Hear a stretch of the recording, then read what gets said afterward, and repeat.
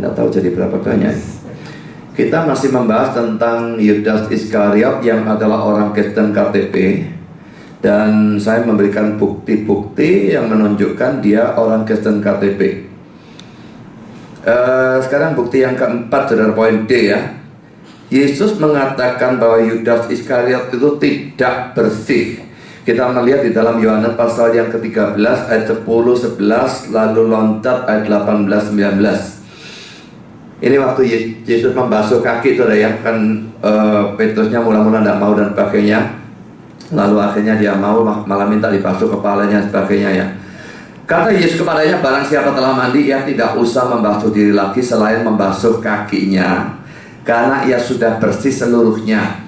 Juga kamu sudah bersih, hanya tidak semua. Tidak semua ini berarti Yudasnya yang tidak pasti ya. Karena ayat 11-nya menjelaskan, sebab dia tahu siapa yang akan menyerahkan dia. Karena itu ia berkata, tidak semua kamu bersih. Lalu ayat 18, bukan tentang kamu semua aku berkata, aku tahu siapa yang telah kupilih, tetapi haruslah genap nas ini, orang yang makan rotiku telah mengangkat tumitnya terhadap aku. Aku mengatakannya kepadamu sekarang juga sebelum hal itu terjadi, supaya jika hal itu terjadi kamu percaya bahwa akulah dia. Saudara, saya memberikan komentar-komentar dari para penafsir ya tentang kata-kata Yesus dalam Yohanes 13 ini.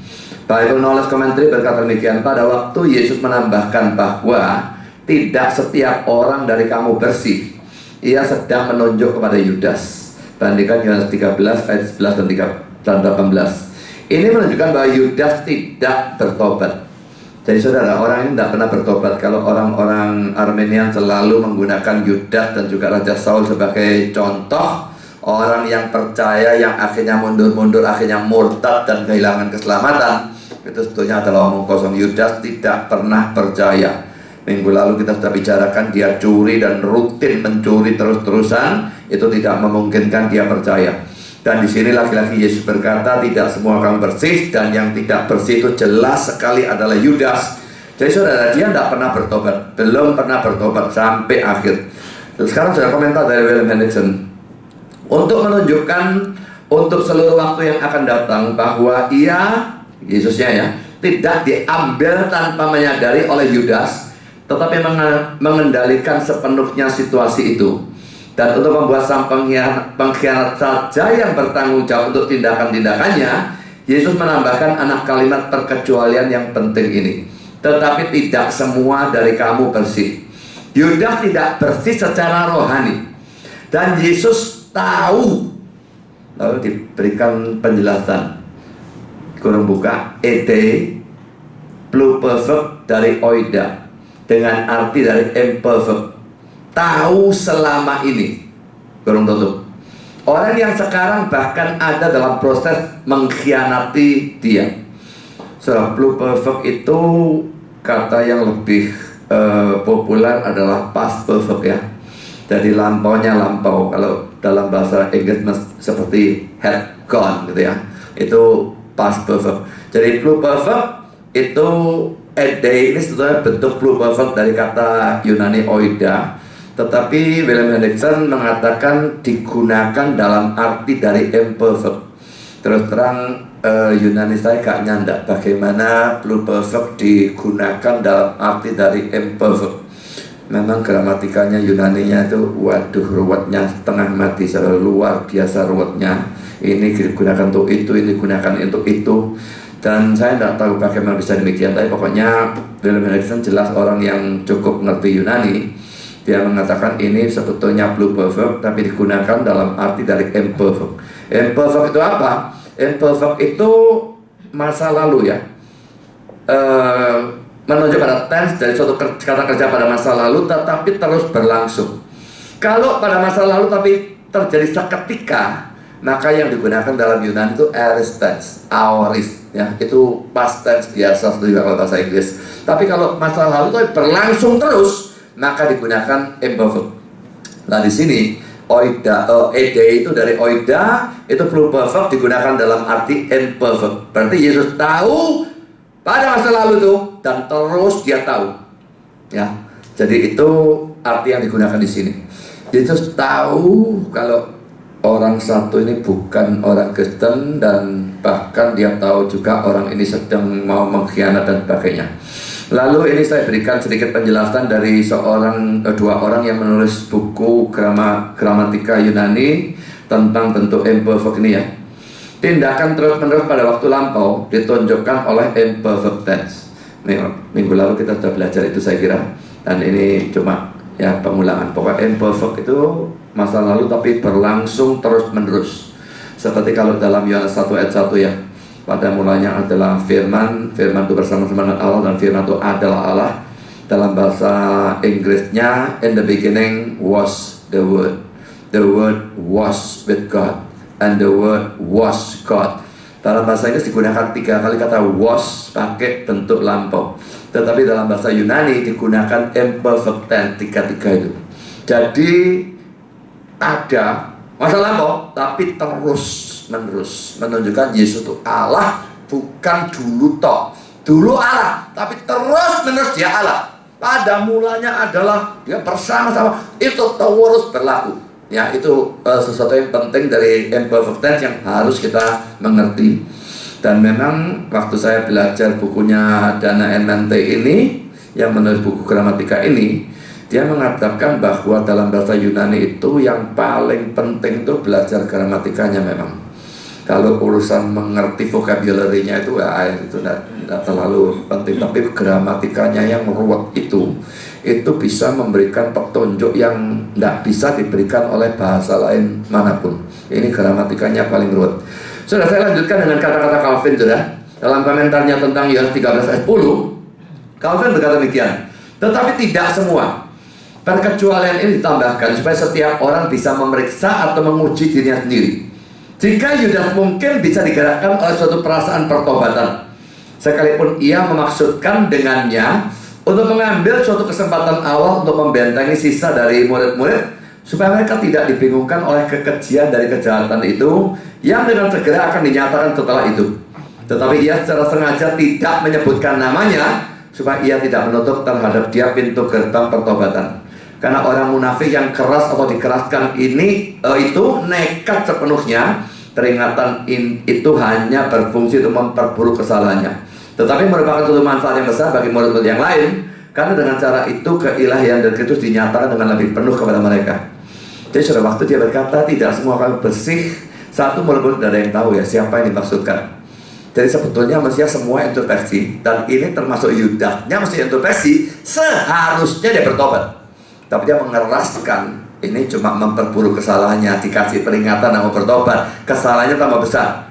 Tapi sudah nanti pada waktu terjadi pengkhianatan Yudas itu, ini bermanfaat bagi murid-murid yang percaya. Jadi mereka tahu Yesus mengendalikan semua, dari semula dia tahu. Jadi itu membuat kejatuhan Yudas itu kan sesuatu yang luar biasa hebat ya. Bagi murid-murid yang selama 3,5 tahun bersama-sama, melayani bersama-sama, bersekutu bersama-sama, atau satu jadi pengkhianat, itu betul-betul bisa membuat down luar biasa, hancur luar biasa, seandainya Yesus tidak mengucapkan kata-kata sebelumnya. Tapi pengucapan sebelumnya ini, pada waktu pengkhianatan yang terjadi dan sebagainya, ini bisa justru memberikan kekuatan kepada para murid. Jadi yang bertahan, oh Yesusnya sudah menubuatkan mau diapakan, sudah ngomong dari dulu. Yang jadi sudah pada bagi murid-murid yang lain ini bermanfaat, tapi bagi Yudasnya sendiri yang mengeraskan diri bukan saja tidak bermanfaat, itu memperburuk kesalahannya. Kalau sudah The Bible Exposition Commentary tentang Yohanes 13 ayat 10 mengatakan demikian. Yohanes berhati-hati untuk menunjukkan bahwa Petrus dan Yudas ada dalam hubungan yang berbeda dengan Yesus. Mengapa kok Petrusnya tahu-tahu muncul? Ingat konteksnya ya. Kan mau dibasuh, Petrusnya pertama tidak mau loh. Jangan basuh, kok basuh kakiku. Loh kamu tidak basuh, kamu dapat bagian dalam. Oh kalau gitu, basuh sak kepalaku. Nah, jadi Petrusnya ada omongan di sana. Tapi tetap dalam Yohanes menceritakan, dia berhati-hati untuk menunjukkan bahwa Petrus dan Yudas ada dalam hubungan yang berbeda dengan Yesus. Kelihatannya sama. Dari luar tidak kelihatan beda, sama-sama murid, sama-sama rasul, sama-sama diutus, sama-sama melayani dan sebagainya. Dari luar kelihatan sama, tapi Yohanes waktu menuliskan dengan wahyu Tuhan dan sebagainya, dengan ilham Tuhan, membedakan Petrus dengan Yudas, hubungannya dengan Yesus. Saya lanjutkan. Ya, Yesus mencuci kaki Yudas, tetapi itu tidak membawa kebaikan bagi Yudas karena ia belum dimandikan seluruhnya. Bukan urusan dibaptis, saudara, tapi maksudnya dia belum bertobat, gitu ya. Beberapa orang mengajarkan bahwa Yudas adalah seseorang yang sudah diselamatkan, yang berbuat dosa sehingga menjauhkan keselamatannya. Tetapi itu bukanlah apa yang Yesus katakan. Tuhan kita membuatnya sangat jelas bahwa Yudas tidak pernah dibersihkan dari dosa-dosanya dan adalah orang yang tidak percaya. Yohanes 6 ayat 64 sampai dengan 71. Saya jelas bahwa memang Yesus mengatakan itu, kelihatan sekali dia tidak pernah percaya Yudasnya, ya. Dan ini sesuatu yang menakutkan, saudara, ya. Dan karena itu saya bolak-balik, tidak bosan-bosannya saya ngomong, kita mesti hati-hati dengan terlalu cepat percaya pada seseorang bahwa dia Kristen. Nomor satu, kita introspeksi diri sendiri, ya. Tapi kalau diri sendiri sudah pasti Kristen, pada waktu kita menilai orang lain, jangan terlalu cepat percaya. Saya tidak mau saudara ekstrem lalu curiga terus-terusan, tidak juga. Tetapi tetap menganggap semua orang percaya dengan begitu gampang, itu tindakan yang sangat salah. Dan akibatnya apa, saudara? Kalau sampai kita terlalu cepat menganggap orang percaya, akibatnya kita tidak mendoakan mereka supaya bertobat. Akibatnya kita tidak memberitakan Injil kepada mereka. Itu akibatnya, dan itu buruk sekali. Jadi saudara, apakah suami atau istri atau pacar atau anak atau saudara, kakak, adik atau papa, mama, mak, engkong atau siapapun, saya tidak mau tahu, saudara. Bahkan sahabat karib atau pacar sedekat apapun, saudara, ini di luar kemampuan kita untuk bisa tahu dengan pasti bahwa orang itu Kristen. Kadang-kadang bisa tahu dengan pasti orang itu tidak Kristen. Kelihatan sekali dia ke gereja setahun 2 kali gitu ya, tanpa alasan tidak mau ke gereja, ya wis ini ngomong kosong, saudara. Setiap mendengar firman terus ngelamun, tidur apa ya, ini juga belum tidak Kristen juga. Tapi saudara, kadang-kadang rajin semuanya, genah, kelihatan genah. Nah, bedanya apa dengan Yudas? Yudas seperti itu, melayani dan sebagainya, tapi dia percaya. Jadi saudara, di gereja ini biarpun saya sudah begitu banyak nginjil, saya tetap nginjil. Tidak mencurigai siapapun, saya tidak tahu. Biarpun saya kenal dekat orang-orangnya, tetap saya yakin kemungkinan ada, tanpa menurut siapapun, kemungkinan ada kalau di gereja ini ada orang-orang yang belum percaya. Saya dengan Yesus, ya, diadu tidak ada apa-apanya kan. Dia nginjil dan bahkan jauh lebih hebat. Dalam kelompok dia bisa ada satu orang seperti itu, dan saya yang jauh lebih buruk dari dia, dalam kelompok saya bisa ada orang seperti itu. Rasanya sukar untuk bisa dipercaya. Karena itu saudara, saya terus nginjil di dalam gereja yang sudah penuh dengan Injil. Bagi saya lebih baik kebanyakan daripada kekurangan. Dan saudara juga harus bersikap demikian terhadap orang-orang yang dekat dengan saudara. Terlalu gampang percaya itu sangat membahayakan. Dan saya merasa terlalu banyak pendeta yang seperti itu, saudara. Begitu gampang menganggap semua jemaatnya itu Kristen, sehingga mereka tidak lagi mendoakan pertobatannya, tidak lagi memberitakan Injil kepada jemaatnya. Dia sudah Kristen. Ini bencana luar biasa karena terlalu gampang percaya. Saudara yang pengkhotbah, di sini ada pengkhotbah yang ya tergolong profesional, Roy profesional, atau Pak Gideon tergolong yang amatir gitu ya. Tapi tetap pengkhotbah, ya. Nah, kalau saudara menjadi pengkhotbah terlalu gampang percaya, ini celaka. Guru sekolah minggu lebih lagi. Anak kecil tambah tidak ketok, saudara. Sukar loh lihat anak kecil itu beriman sungguh-sungguh atau enggak, itu sukarnya bukan main. Anggapan kafir pokoknya lebih baik.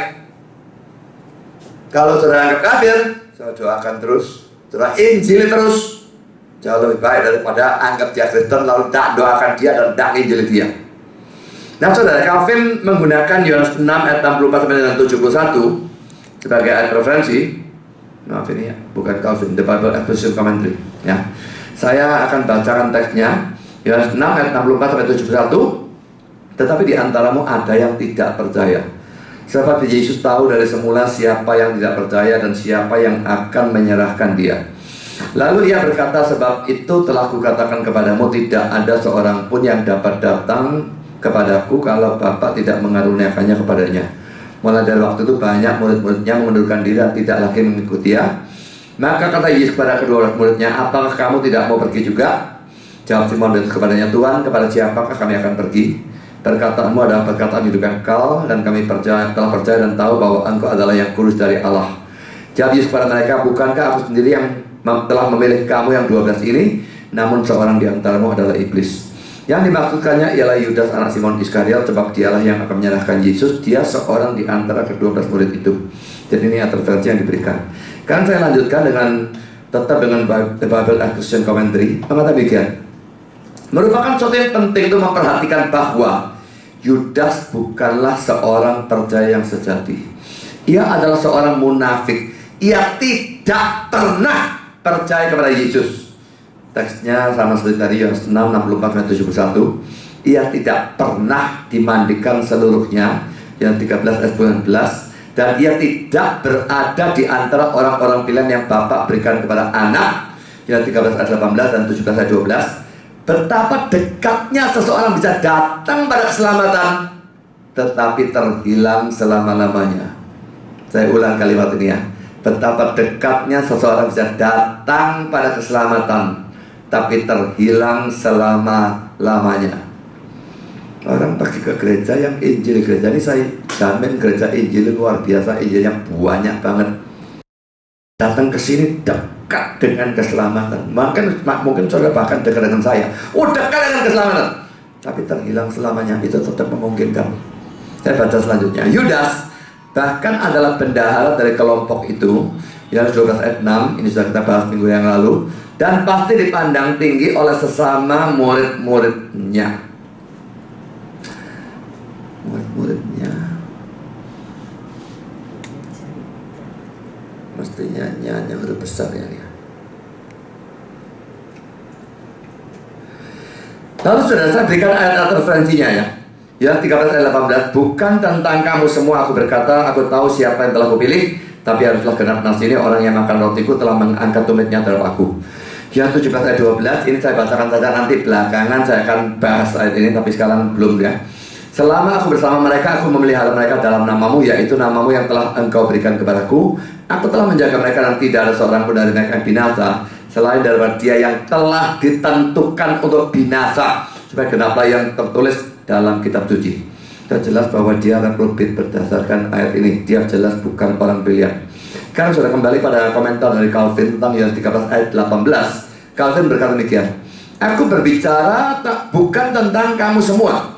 Ia menyatakan lagi bahwa di sana ada satu di antara murid-murid yang dalam kenyataannya adalah kebalikan dari seorang murid. Dan ia melakukan demikian sebagian demi Yudas, untuk membuatnya makin tak dapat dimaafkan atau dibenarkan, dan sebagian demi orang-orang yang lain supaya mereka tidak dikalahkan oleh kehancuran Yudas. Bukan hanya ia mendorong mereka untuk tetap bertekun dalam panggilan mereka pada waktu Yudas murtad, tetapi karena kebahagiaan yang ia bicarakan tidak berlaku secara umum bagi semua. Ia mendesak mereka untuk menginginkannya dengan kesungguhan yang jauh lebih besar, dan untuk melekat padanya dengan makin kuat. Saudara, omongan ini untuk Yudas, menjerumuskan Yudas lebih dalam. Untuk murid-murid pada waktu Yudasnya jatuh, jangan mereka down semikian rupa, hancur semikian rupa sampai mereka sendiri lalu murtad. Jadi mereka bisa dikuatkan. Yesus sudah tahu dari semula bahwa Yudas itu bukan Kristen dan Yudas akan mengkhianat. Sudah, sekarang poin E, saudara. Bukti yang kelima bahwa Yudas ini bukan orang percaya. Yudas ini jelas sekali bukan orang pilihan. Tadi sudah saya singgung sedikit, tapi sekarang saya akan bahas lebih dalam. Tapi tetap ya 17 ayat 12 itu nanti saya pisahkan. Bukan pilihan saya sendirikan, nanti reprobate, nanti ada pembahasannya sendiri. Saudara, Yudas sekarang bukan orang pilihan, saudara. Kita harus membedakan dengan hati-hati ya makna dari istilah ini, orang pilihan. Karena konteksnya menentukan maknanya ini beda-beda. Israel bangsa pilihan? Ya. Dipilih untuk selamat? Enggak. Itu bukan pilihan dalam arti predestinasi. Jadi pilih dan pilih itu bisa dua arti. Pilih predestinasi atau bukan. Ya. Pertama saudara, kalau berkenaan dengan predestinasi, Yudas Iskariot jelas bukan orang pilihan. Itu kita lihat dari ayat ini, Yohanes 13:18. Bukan tentang kamu semua aku berkata, aku tahu siapa yang telah kupilih. Ini predestinasi, bukan semua. Yudas tidak, ya. Tapi haruslah genap nasi ini, orang yang makan rotiku telah mengangkat tumitnya terhadap aku. Coba kita lihat ya, ayat yang terang-terangan bicara tentang predestinasi, pilihan dalam arti predestinasi. Adam Clarke ini orang Armenian ngomong apa tentang ayat ini ya? Saya berikan di sini. Aku tahu siapa yang telah kupilih. Aku bukan tertipu dalam pilihanku. Aku melihat lebih dulu,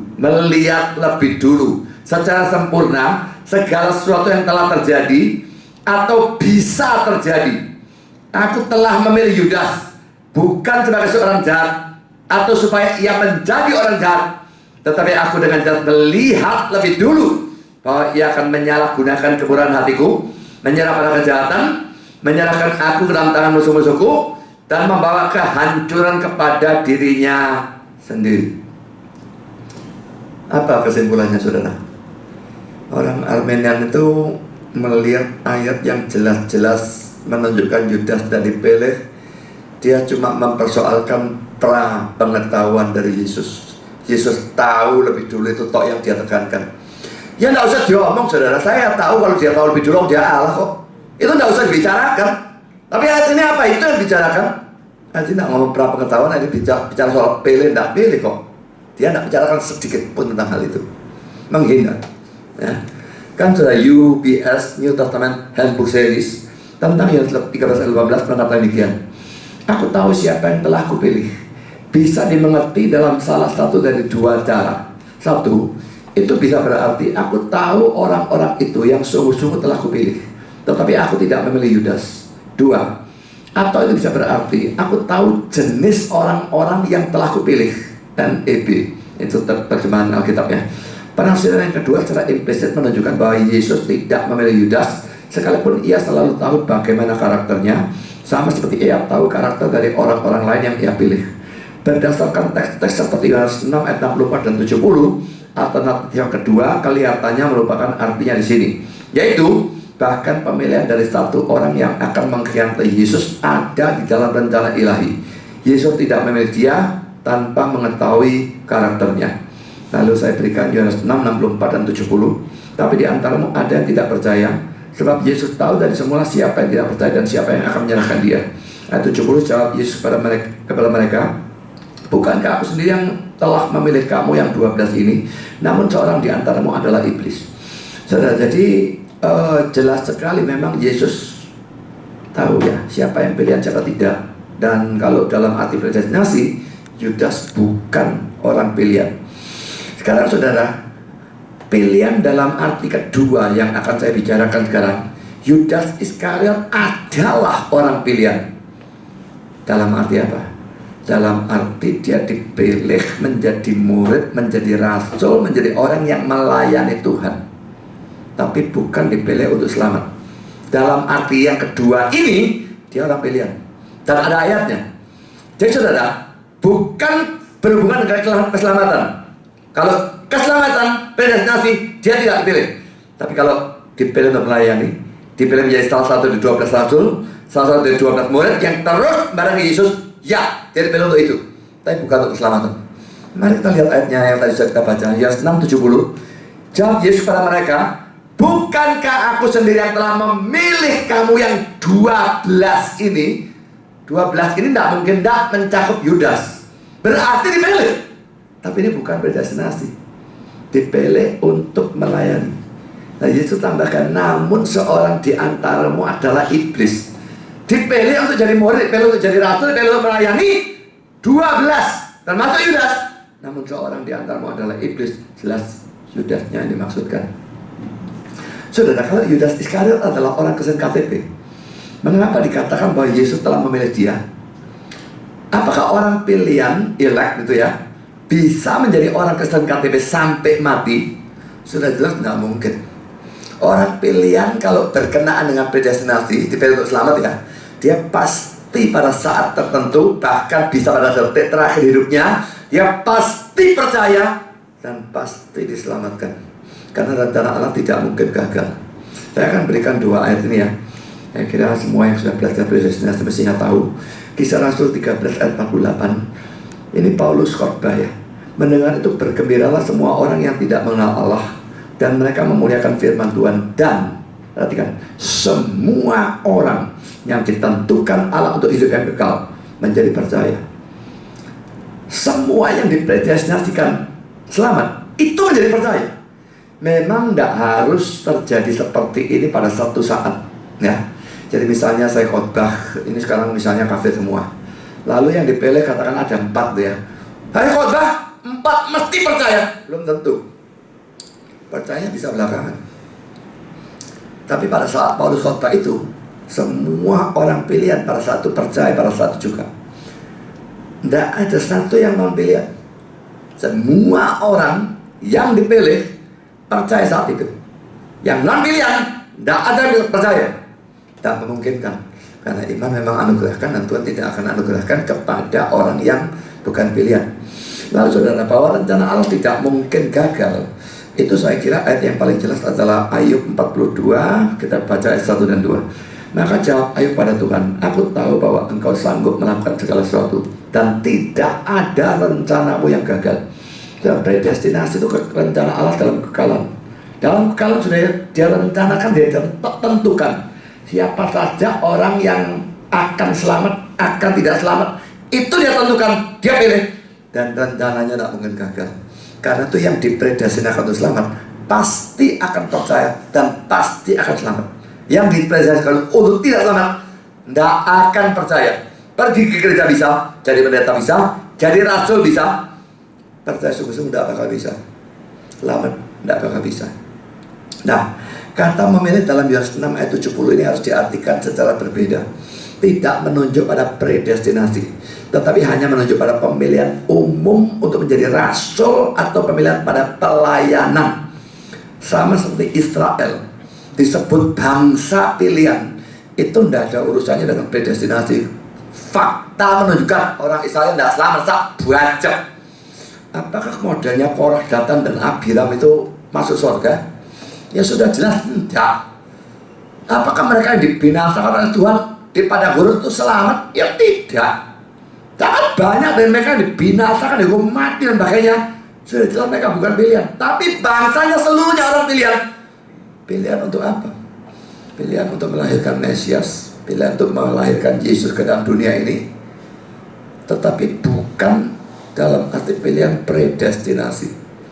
Memang menjadi tipe dari orang-orang pilihan zaman perjanjian baru ya, tetapi Israelnya sendiri pilihan dalam arti predestinasi tidak. Dan di sini sama, Yudas dipilih memang menjadi rasul, menjadi murid, menjadi pelayan, tapi bukan dipilih dalam arti keselamatan. Kan saudara, kita lihat tafsiran dari Calvin tentang Yohanes 6 ayat yang ke-70. Bukankah aku sendiri yang telah memilih kamu yang 12 ini? Pada waktu Kristus mengatakan bahwa ia telah memilih 12 orang, di sini ia tidak menunjuk pada rencana kekal Allah. Karena adalah mustahil bahwa siapapun dari mereka yang telah dipredestinasikan pada kehidupan akan murtad atau sesat. Tetapi setelah dipilih pada jabatan rasuli, mereka seharusnya telah melampaui orang-orang lain dalam kesalahan dan kekudusan. Karena itu, ia menggunakan kata dipilih untuk menunjukkan mereka yang menonjol dan terkemuka dari golongan biasa. Saudara, memang kalau dipilih, di sini katanya Calvin, ayat ini tidak menunjuk pada rencana kekal Allah. Karena mustahil siapapun yang memang dipilih berdasarkan predestinasi, tahu-tahu dia murtad atau sesat, itu tidak. Tapi di sini pilihan dalam arti jabatan rasul. Sebabkan bahwa orang yang memang pilihan berdasarkan predestinasi tidak bisa murtad. Ini ada ayatnya saudara ya. Saya tunjukkan Matius 24 ayat 24 ini.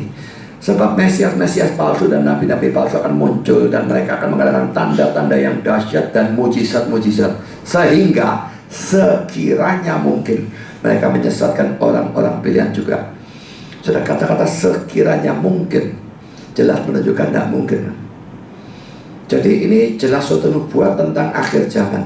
Memang ini punya dua penggenapan ya. Bisa digenapi mungkin pada saat tahun 70 Masehi, tetapi saya lebih condong pada akhir zaman. Mesias palsu, nabi palsu muncul, dan saya percaya saat ini sudah luar biasa banyak, dan mengadakan tanda-tanda yang dahsyat, mujizat-mujizat. Makanya saudara, khususnya dalam kalangan karismatik itu ya, mereka itu begitu tergila-gila sama mujizat ya. Mereka sangat rawan untuk disesatkan kalau mereka tergila-gila sama mujizat.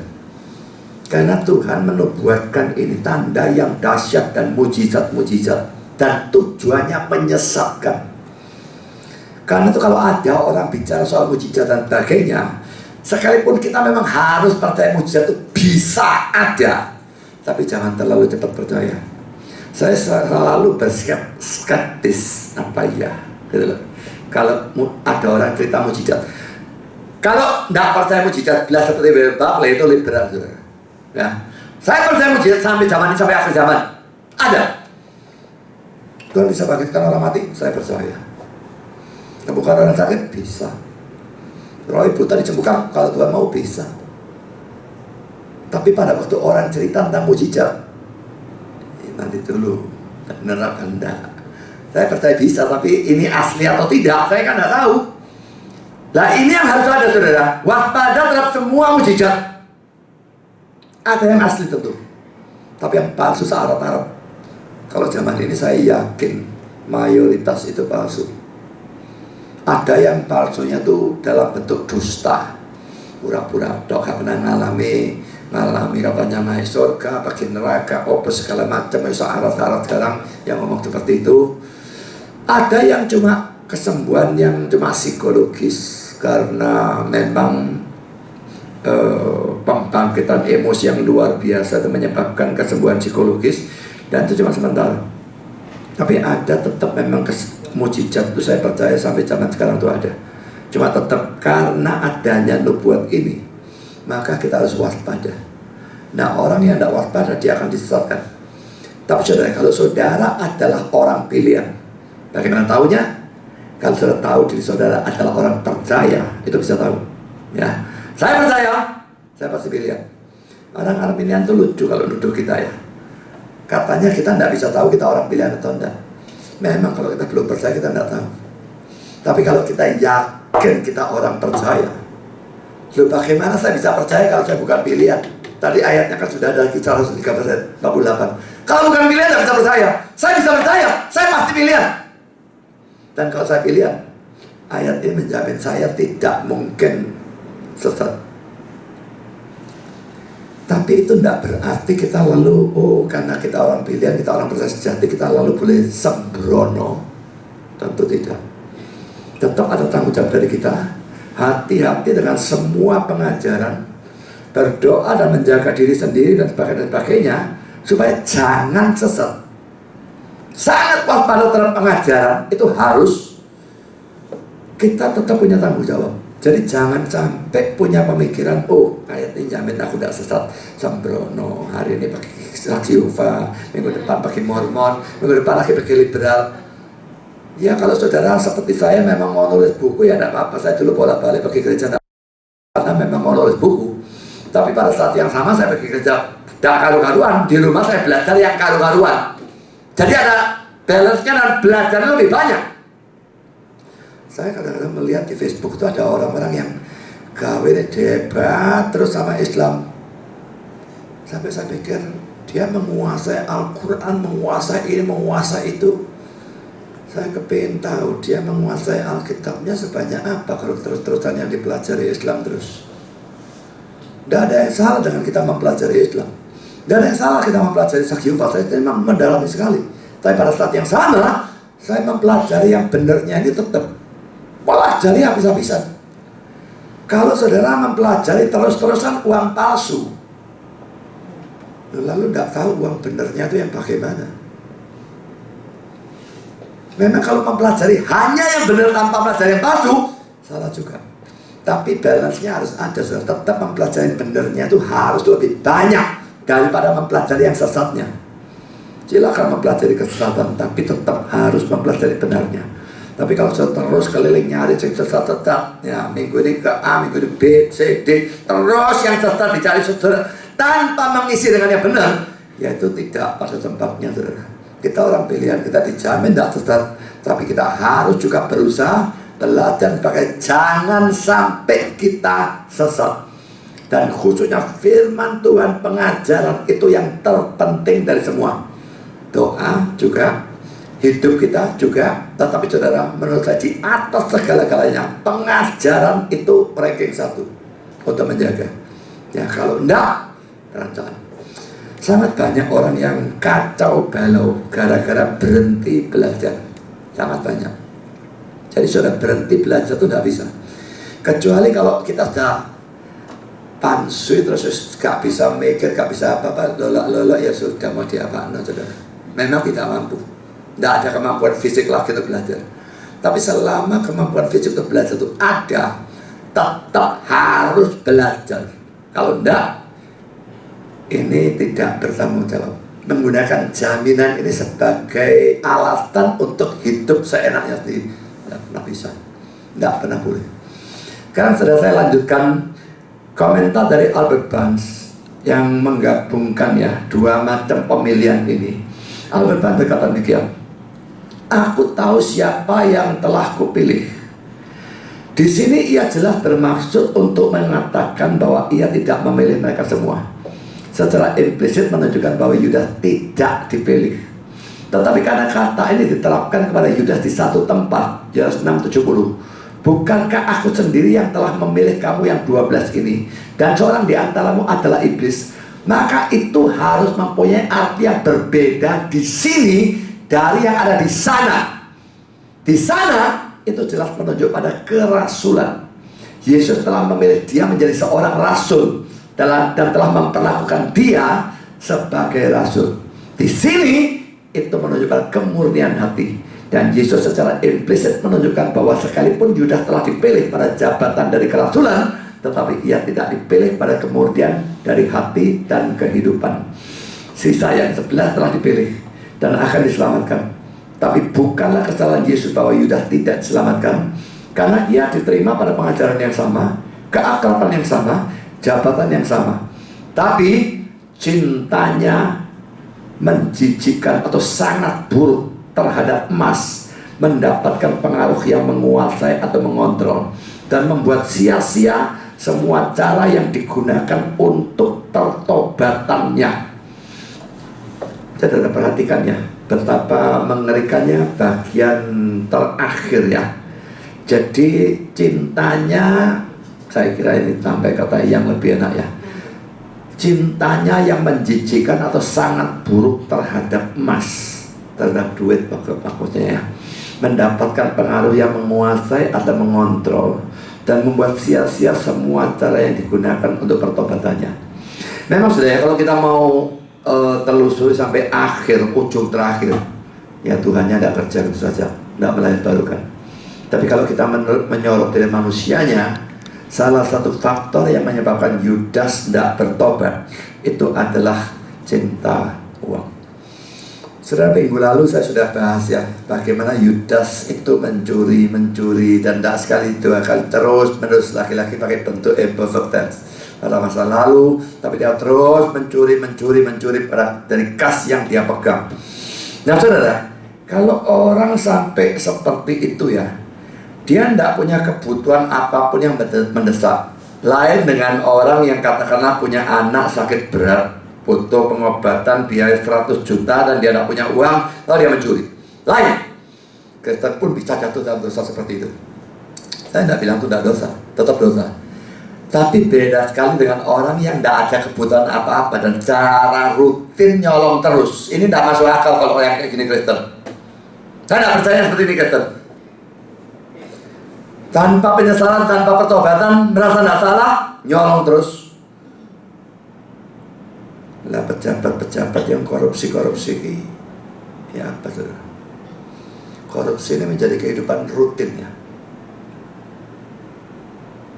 Dan seperti yang terjadi di gereja Ezra, duitnya persembahan dicolongi dan sebagainya, ini tidak mungkin saudara. Ya, orangnya ternyata tidak punya kebutuhan apa-apa. Kalau punya kebutuhan terpaksa nyuri, ya itu tetap dosa, tapi bisa orang Kristen jatuh begitu. Tapi yang seperti Yudas tidak. Dia tanpa kebutuhan, rutin nyolong.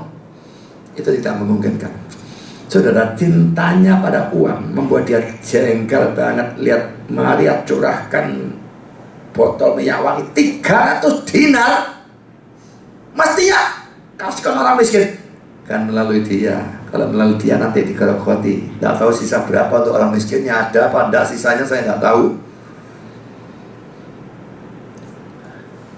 Dan marah karena tidak bisa mendapatkan 300 dinar itu, Yesus ternyata belani Maria. Dia lalu jual gurunya jauh lebih murah. Minggu lalu sudah saya hitung-hitung, 30 keping perak itu cuma 40% dari 300 dinar. Dia jual lebih murah, dapat 300 dinar tak jadi, wis dapat 40% tak dolai guruku. Saudara, ini bahaya cinta uang ya. Karena itu sesuatu yang harus kita waspadai. Cinta kepada uang. Orang cinta uang itu bisa kualitnya luar biasa. Bisa berusaha mendapatkannya ini yang menggebu-gebu tidak karu-karuan. Bisa dua-dua ya. Ada yang cuma salah satu, gua berusaha mendapatkan tapi menggunakannya royal, tapi berusaha mendapatkannya waduh moy, bisa dua-dua, bisa salah satu. Pokoknya saudara, introspeksi diri saudara. Kalau saudara cinta uang, ini sesuatu yang sangat membahayakan. Mungkin kita semua sedikit banyak ada cinta uangnya, tetapi ada yang banyak, ada yang sedikit. Yang sedikit pun itu sebetulnya masih dibasmi. Kalau ngomong duit, yang tidak mau duit siapa sih? Ada orang tidak mau duit? Rasanya tidak mungkin tuh.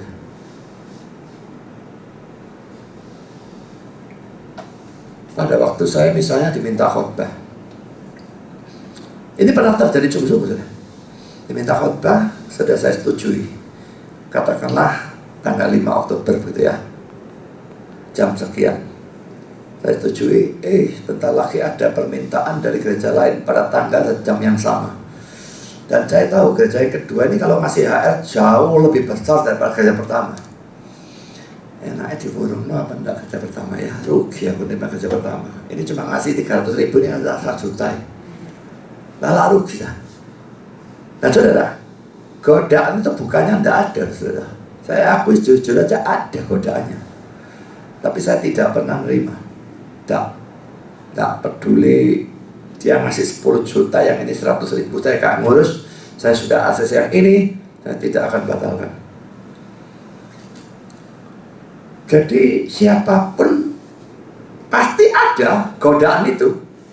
Tinggal saudara mau nuruti atau tidak. Mendapatkan uang dengan cara yang tidak beres ya. Ini sesuatu yang harus diwaspadai karena Yudas hancur gara-gara hal ini. Kalau saya lanjutkan Bible Knowledge Commentary tentang Yohanes 6:70-71, Yesus lalu bertanya, bukankah aku sendiri yang telah memilih kamu yang 12 ini? Pemilihan ini bukanlah pemilihan kepada keselamatan, tetapi merupakan panggilan Yesus kepada mereka untuk melayani Dia. Tetapi Ia berkata, seorang di antaramu adalah iblis. Dalam terang dari Yohanes 13 ayat 2 dan 27, pekerjaan iblis atau setan dalam diri Yudas adalah sama dengan Yudas adalah iblis. Yudas merupakan tokoh yang tragis atau menyedihkan, dipengaruhi oleh setan atau iblis, tetapi ia bertanggung jawab untuk pilihan-pilihannya, pilihan-pilihan jahatnya sendiri. Saya yang 13 ayat 2 dan 27 saya bacakan saja, nanti belakangan akan saya bahas. Mereka sedang makan bersama dan iblis telah membisikkan rencana dalam hati Yudas Iskariot anak Simon untuk mengkhianati Dia. Ayat 27, dan sesudah Yudas menerima roti itu, ia kerasukan iblis. Maka Yesus berkata kepadanya, apa yang hendak kau perbuat, perbuatlah dengan segera. Saudara, poinnya hanya bagian yang saya garis bawahi dan saya yang warna merah ya. Pemilihan ini bukanlah pemilihan pada keselamatan, tapi merupakan panggilan Yesus pada mereka untuk melayani Dia. Kita harus bedakan, harus lihat ayat-ayat tentang Yudas dipilih dan Yudas tidak dipilih. Karena dua ini kelihatan kayak kontradiksi. Yang Yudas pilih, itu dipilih hanya pada pelayanan. Yang Yudas tidak dipilih, itu pilihan predestinasi. Dan dua itu harus dibedakan. Karena sudah kembali pada komentar Calvin, ia berkata demikian, aku tahu siapa yang telah kupilih. Keadaan ini bahwa mereka akan bertekun, yang berasal dari pemilihan mereka. Ya, kalau kita bisa bertekun, itu sumbernya pemilihan predestinasi ya. Karena kebaikan manusia, karena itu merupakan sesuatu yang lemah. Ya, saya baca ulang ya. Aku tahu siapa yang telah kupilih. Keadaan ini bahwa mereka akan bertekun, ia anggap berasal dari pemilihan mereka. Karena kebaikan manusia, karena itu merupakan sesuatu yang lemah. Kalimatnya kok gak enak ya. Ini saya baca ya.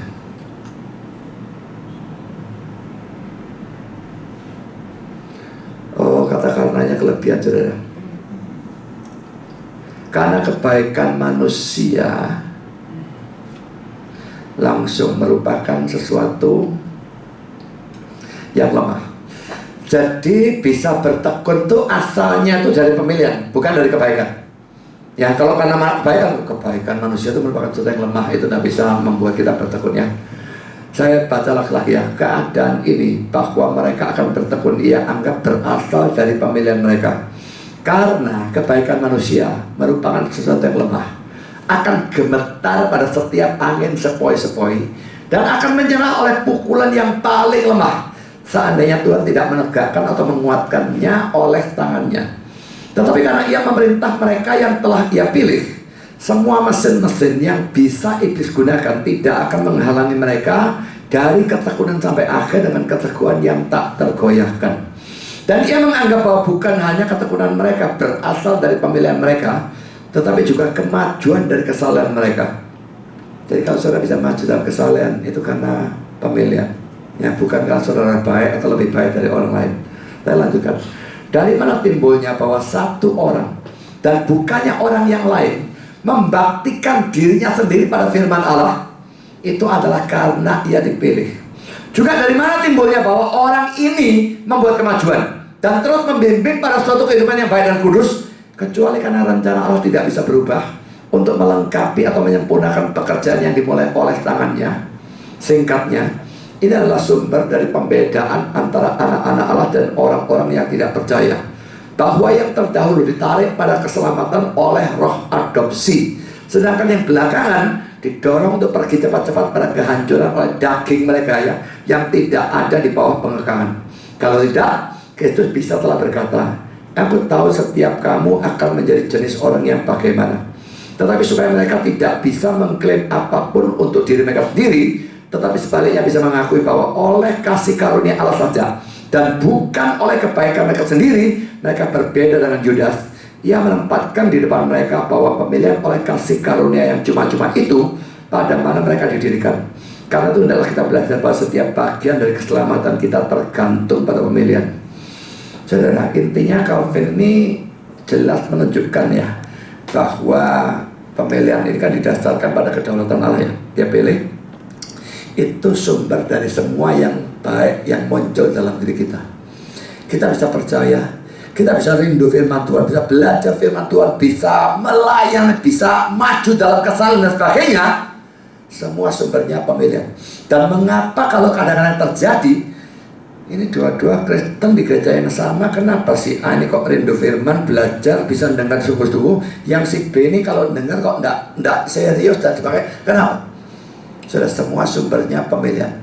Memang harus diakui kadang-kadang ya, kalau firmannya sukar sekali, maka bisa IQ-nya orang dan pendidikan orang itu berperan. Tapi saudara, kalau firmannya itu biasa-biasa saja, saudara, mengapa orang tertentu yang sebetulnya bisa ngerti, dia tidak kepingin. Tapi orang yang lain sama-sama bisa ngerti, dia kepingin setengah mati. Apakah ini lebih baik dari itu? Tidak. Kalau berdasarkan kebaikan kita tuh begitu tidak ada apa-apanya. Kena angin sepoi-sepoi, tadi katanya Calvin, berantakan, tidak karu-karuan. Sumbernya semua adalah pemilihan. Saudara, kalau saudara bisa rindu firman, saudara bisa dengar firman yang sukar, firman yang berat, firman yang panjang, lalu saudara bisa maju dalam pengudusan, saudara bisa serius, mati-matian dalam pelayanan dan sebagainya. Jangan sekali-kali anggap, wah lumayan tak lihat-lihat, aku tiada kocok kok ya, bagus aku ya. Saudara, bukan karena kita lebih baik, tapi karena Allah memilih kita dan Dia bekerja sesuai dengan pemilihannya. Bahkan antar orang-orang yang dipilih, karena sama-sama dipilih misalnya ya, tapi kenapa orang satu ini lebih nemen dalam belajar firman, orang satunya ya belajar tapi tidak terlalu nemen. Tetap dari Tuhan, saudara, bukan dari orangnya lebih baik atau kurang baik atau bagaimana. Kalau dari diri orangnya tidak ada kebaikan apapun. Ingat poin pertama dari 5 poin Calvinisme, total depravity, kebejatan total. Jadi saudara Calvinis selalu beranggapan kalau ada yang bagus apapun dalam diri kita, itu karena Tuhan. Kalau ada yang jelek apapun, itu dari kita sendiri. Kita sadar selalu akan hal itu, saudara. Tidak ada orang bisa sombong ya. Kalau kita bisa sombong, hal itu kita lupa pada saat itu. Camkan itu terus-menerus, saudara akan jauh dari segala macam kesombongan. Saya lanjutkan, saudara, komentar dari Calvin lagi tentang Yohanes 13 ayat 18. Dalam teks yang lain, ia memasukkan Yudas dalam jumlah orang-orang pilihan. Bukankah aku telah memilih kamu yang 12 ini, dan satu dari kamu adalah iblis, ya namanya 70. Tapi dalam teks itu cara menyatakan sekalipun berbeda, bukanlah kebalikannya, karena di sana kata itu menunjuk pada suatu pemilihan sementara, dengan mana Allah menetapkan kita pada suatu pekerjaan khusus apapun, dengan cara yang sama seperti Saul yang dipilih untuk menjadi seorang raja, tetapi adalah orang yang ditentukan untuk binasa. Sama, saudara. Saul dipilih? Ya. Dipilih apa? Jadi raja. Keselamatan? Enggak. Sama seperti Yudas ya. Saya lanjutkan. Tapi di sini Kristus berbicara tentang pemilihan kekal, dengan mana kita menjadi anak-anak Allah, dan oleh mana Allah mempredestinasikan kita pada kehidupan sebelum penciptaan dunia atau alam semesta. Dan memang orang-orang yang ditentukan untuk binasa kadang-kadang diberkati atau dianugerahi oleh Allah dengan karunia-karunia roh untuk melaksanakan jabatan dengan mana ia nobatkan mereka. Maka dalam Saul, untuk suatu waktu kami mengenali kemegahan dari kebaikan-kebaikan seorang raja. Dan demikian juga Yudas dibedakan oleh karunia-karunia yang menonjol sedemikian rupa jika disesuaikan dengan seorang Rasul Kristus. Tetapi ini sangat berbeda dari pengudusan dari Roh Kudus yang Tuhan tidak anugerahkan kepada siapapun kecuali kepada anak-anaknya, karena ia memperbaharui mereka dalam pengertian dan hati, supaya mereka bisa kudus dan tak bercacat dalam pandangannya. Saudara, orang bisa punya kemampuan ini dan itu, punya karunia ini dan itu, tetapi kalau dia memang bukan orang pilihan, dia tidak jadi anak Allah. Tidak akan ada pengudusan yang sungguh-sungguh. Memang pengudusan sungguh-sungguh tidak gampang kelihatan ya. Kalau kita tidak dekat sekali dengan orangnya, tidak gampang kelihatan. Tapi sebetulnya kadang-kadang bisa kelihatan. Nah, saya lanjutkan. Di samping itu, pengudusan itu mempunyai suatu akar yang dalam di dalam mereka, yang tidak bisa disingkirkan. Karena pengadopsian Allah adalah tanpa penyesalan. Jadi Allah tidak lalu mengadopsi orang lalu, waduh kok ketun ini yang bencet, tak buang aja. Tidak, tanpa penyesalan ya. Sementara itu hendaklah kita menganggapnya sebagai suatu hal yang tetap, bahwa itu merupakan hasil dari pemilihan Allah pada waktu setelah memeluk atau mempercayai dengan iman ajaran tentang atau dari Kristus, kita juga mengikutinya sepanjang hidup kita. Dan bahwa ini adalah satu-satunya penyebab dari kebahagiaan kita, dengan mana kita dibedakan dari orang-orang yang ditentukan untuk binasa. Karena mereka tanpa mempunyai kasih karunia dan roh, binasa secara menyedihkan. Sementara kita mempunyai Kristus sebagai penjaga kita, yang membimbing kita oleh tangannya dan menegakkan kita oleh kuasanya.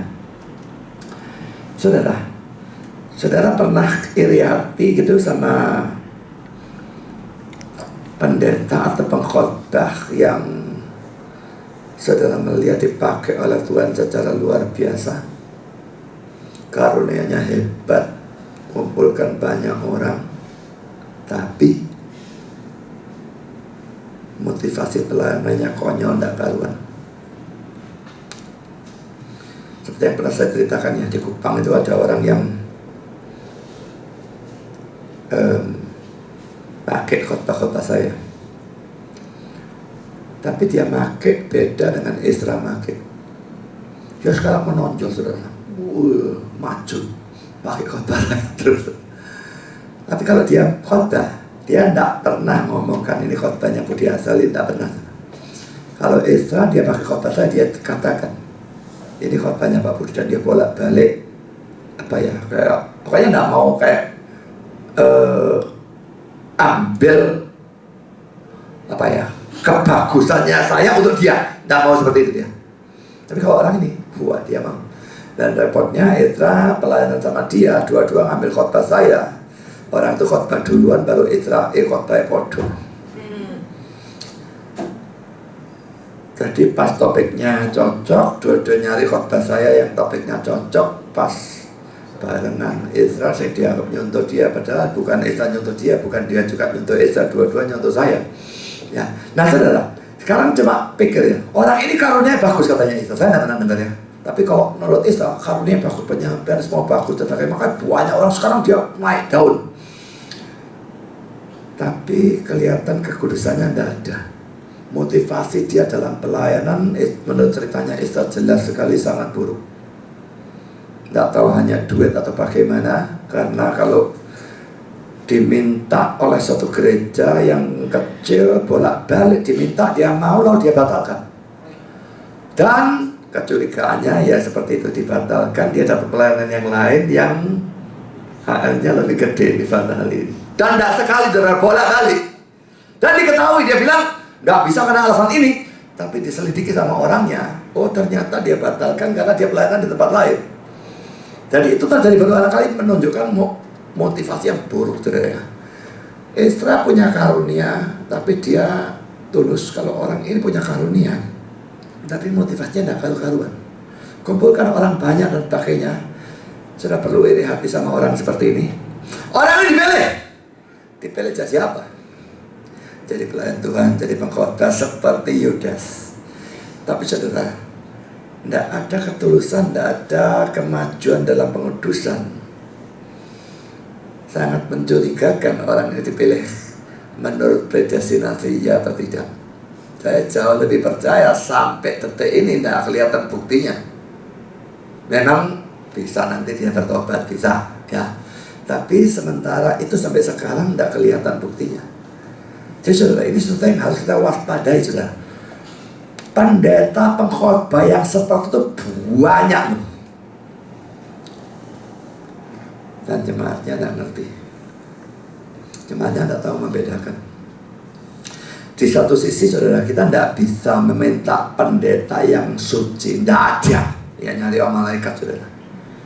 Tapi di sisi yang lain, kalau pendetanya itu betul-betul motivasi pelayanannya itu kacau balau, hanya duit, dan itu banyaknya bukan main, saudara. Motivasi yang hanya duit itu banyaknya luar biasa. Maka dibangun dalam pelayanan, tapi motivasinya duit. Apakah mereka dipanggil atau dipilih sesuai predestinasi? Sangat meragukan. Kalau daripada seperti mereka, mending jadi jemaat biasa. Biarpun mungkin tidak bisa khotbah seperti mereka, tetapi saudara ada kemajuan dalam pengudusan yang membuktikan saudara orang pilihan berdasarkan predestinasi. Jauh lebih penting itu.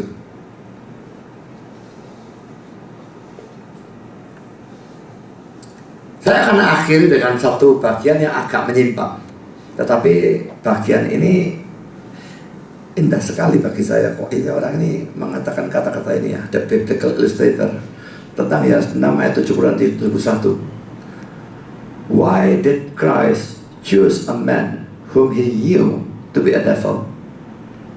A hard question, but there is one harder still. Why did Jesus choose you? Mengapa Kristus memilih seseorang yang dia tahu adalah iblis? Suatu pertanyaan yang sukar. Tetapi ada satu pertanyaan yang lebih sukar. Mengapa Yesus memilih kamu? Saudara, kalau saudara yakin saudara orang percaya dan saudara adalah orang pilihan, bagus, saya sangat senang kalau itu bisa terjadi. Saya berharap setiap saudara tanpa kecuali bisa yakin itu, saya sangat senang. Dan kalau itu benar, mari kita merenungkan pertanyaan orang ini. Mengapa Kristus memilih seseorang yang dia tahu adalah iblis? Yudas dia tahu iblis dipilih jadi rasul. Dia tidak jawab pertanyaannya, dia cuma katakan itu suatu pertanyaan yang sukar. Dialihkan, tapi ada suatu pertanyaan yang lebih sukar. Mengapa Yesus memilih kamu? So, kalau saudara yakin saudara orang pilihan, jangan sombong apapun, karena kita dipilih bukan karena kita lebih baik atau apapun ya. Kita dipilih karena kedaulatan Allah. Dia pilih karena dia mau pilih, titik. Tidak ada karena baiknya apa, blas, ada. Kebaikan yang ada atau akan ada bukan alasan, sama sekali tidak. Mengapa dia pilih kita? Kita tidak lebih baik dari orang lain. Kalau saya bandingkan diri saya dengan orang lain, sangat sering saya anggap, waduh, kafir kalau lebih ABB aku ya. Khususnya kalau seurusan ngamuan itu, saya ngamuannya lebih buruk dari kafir. Dan saya berusaha bagaimanapun ngamuannya kok gak mau berkurang, tak bisa. Mengapa dia pilih aku? Kalau urusan pintar, kakak saya lebih pintar dari saya, lebih rajin dari saya. Kenapa saya dipilih? Jadi hamba Tuhan dan jadi anak Tuhan. Kakak saya apakah mereka kecenderungan? Saya tidak tahu. Jujur saya tidak tahu. Bisa ya, bisa tidak. Dari hal tertentu kelihatan ya, dari hal tertentu kelihatan tidak. Saya tidak ngerti. Tapi kalau saya yakin saya dipilih. Mengapa dia pilih aku? Mengapa dia pilih saya? Jadi saudara, kalau saudara yakin saudara orang pilihan, saudara mau makin maju dalam merasakan cinta Tuhan dan juga dalam diri saudara mencintai Tuhan, renungkan kalimat ini. Mengapa dia pilih kamu? Selalu renungkan itu. Tidak ada yang baik dalam diri kita kok dia pilih kita tuh kenapa? Tidak ada apa-apa saudara. Dia pilih karena dia mau pilih. Dia mengasihi kita, titik. Loh, kenapa dia mengasihi? Karena dia mau mengasihi. Tidak ada apapun yang bagus yang menyebabkan dia mengasihi. Tidak ada apapun yang bagus menyebabkan kita deserve atau layak untuk dicintai dan dipilih. Tidak ada. Dia pilih karena dia pilih. Selesai. Itu kedaulatan dia, titik. Yang tidak dipilih bukan tidak dipilih karena lebih buruk. Enggak. Yang dipilih bukan karena lebih baik. Enggak. Lalu mengapa dia pilih kita? Nanti kalau kita masuk surga, kalau kita memang orang pilihan dan kita dari masuk surga, kita lalu bisa melihat neraka mungkin seperti ceritanya Lazarus dan orang kaya itu bisa melihat, tidak tahu bisa melihat terus apa enggak, tapi setidaknya sementara bisa melihat itu. Kita akan melihat orang-orang itu yang waktu hidup di dunia jauh lebih baik, lebih sabar, lebih ramah, kelihatannya juga tidak bujuan dan sebagainya. Di neraka tidak dipilih. Aku dia yang suka ngamu, yang suka ini. Kok aku bisa dipilih? Saya selalu renungkan saudara, kita memang dengan percaya Kristus kita selamat dan kita harus bersyukur luar biasa. Tapi mau lebih menyadari cinta Tuhan, renungkan kalimat ini. Mengapa kita dipilih? Seandainya Tuhan mau pilih Yudas bisa saja. Lalu mau tidak pilih Petrus sehingga Petrusnya jadi pengkhianat bisa. Atau tidak pilih kita sehingga kita menjadi pengkhianat bisa juga. Mengapa dia pilih kita? Dia ingin selamatkan kita. Dia cinta kita. Mengapa dia cinta kita? Karena makin kita renungkan itu, makin kita merasakan cinta Tuhan. Dan makin kita bisa membalas mengasihi dia. Biarlah dengan ini kita bukan cuma menghindari cinta uangnya Yudas, menghindari sikapnya Yudas yang dikeraskan dan sebagainya. Tapi pada saat yang sama kita makin menyadari Orang seperti Yudas bisa ada dipilih. Orang seperti aku kok dipilih. Biarlah itu kita renungkan terus sampai kita bertemu muka dengan Dia. Tuhan memberkati saudara. Amin. Bapa di surga, kami bersyukur bahwa kami sudah bisa mendengar sebagian firman. Kami sudah melihat tentang Yudas yang adalah orang Kristen KTP. Banyak ayat yang menunjukkan dia orang Kristen KTP. Dan kami sudah mempelajari juga dalam arti tertentu dia dipilih, dalam arti yang lain dia tidak dipilih. Dia hanya dipilih menjadi rasul, dipilih menjadi murid, dipilih menjadi orang yang melayani. Sama seperti Saul dipilih menjadi raja. Tapi mereka berdua tidak pernah dipilih untuk diselamatkan. Kami semua mungkin bukan orang-orang ngetop, baik seperti Saul ataupun seperti Yudas. Tapi kalau kami memang adalah orang-orang percaya, kami percaya kami dipilih dalam arti yang berbeda. Dipilih untuk diselamatkan, dipilih dalam arti predestinasi. Dan itu jauh-jauh lebih penting dan tidak bisa dibandingkan dengan pemilihan pada jabatan yang setinggi apapun. Tuhan, kalau di tempat ini tetap ada orang-orang yang belum percaya, tolong mereka itu bisa percaya dan diselamatkan. Bagi kami yang sudah percaya, tolong kami selalu merenungkan dan mencamkan pertanyaan ini, mengapa Engkau memilih kami? Biarlah itu membuat kami makin menyadari akan cinta-Mu dan makin membuat kami mencintai Engkau. Kami tetap menitipkan pelajaran tentang Yudas Iskariot ini, kelanjutannya baik hamba-Mu dalam persiapan, dalam belajar, dalam menyusun sistematikanya, dalam menerjemahkan dan sebagainya, dalam menyampaikan, maupun kami dalam belajar, Engkau sendiri pimpin dan berkati. Terima kasih Bapa, dalam nama Yesus kami berdoa. Amin.